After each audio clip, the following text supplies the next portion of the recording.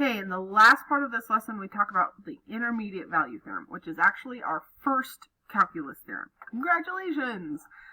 Now, biggest part of calculus theorems, they're usually listed as if-then statements.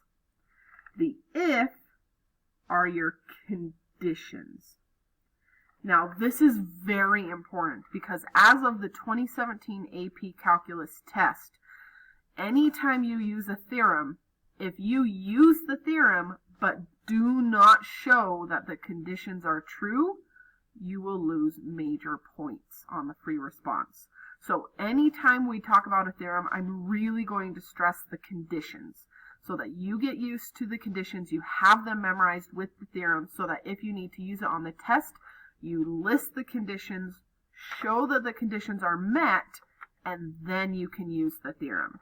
So we have two conditions for this particular theorem. First off, condition number 1, f is continuous.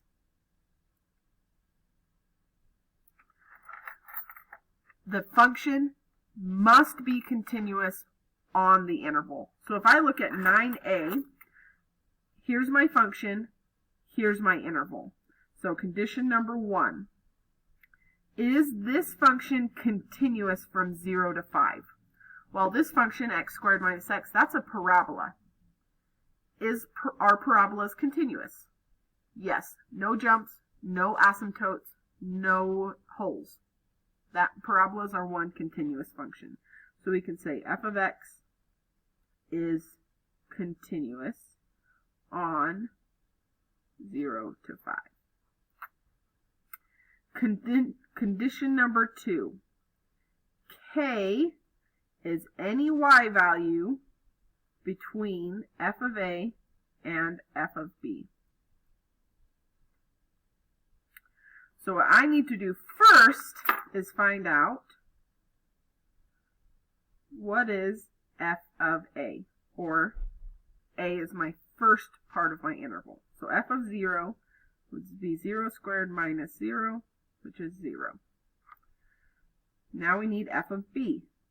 So b is my last part of my interval, so f of 5 would be 5 squared minus 5, which is 20.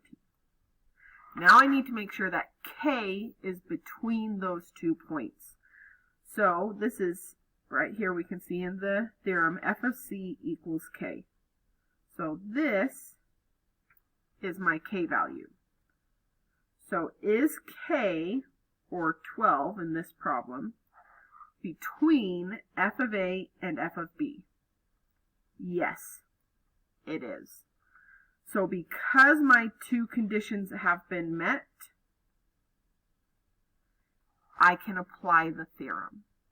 So here's what the theorem says. Now that those two conditions have been met, then there is at least one x value, c, between these two, so between 0 and 5, such that f of c equals k. So essentially they're saying because 12 is between 0 and 20, then there is some x value c between 0 and 5 that is equal to 12. So in 10, we now want to actually find what is c. So now I want to find f of c equals 12. I want to find what c is. So I can plug c in to my function, and now I can solve it to find what is my c value that gives me 12. And I know there's at least one because the theorem says so. I met my conditions, so I know there's at least one that solves this. So c squared minus c equals, oops, there we go, being funky, minus 12 equals 0. I'm going to factor this to c minus 4, c plus 3. So I'm going to get c equals 4 and c equals negative 3. Now notice, only one of those is actually in my interval from 0 to 5. So I do not want negative 3. It's not in my interval. So I say 4. That's my answer. So B, you don't need to actually find C. You just need to see, does it meet the conditions? So condition number 1, is g of x continuous from 0 to 3? Well, right here, if I look at this, let's factor this out and look.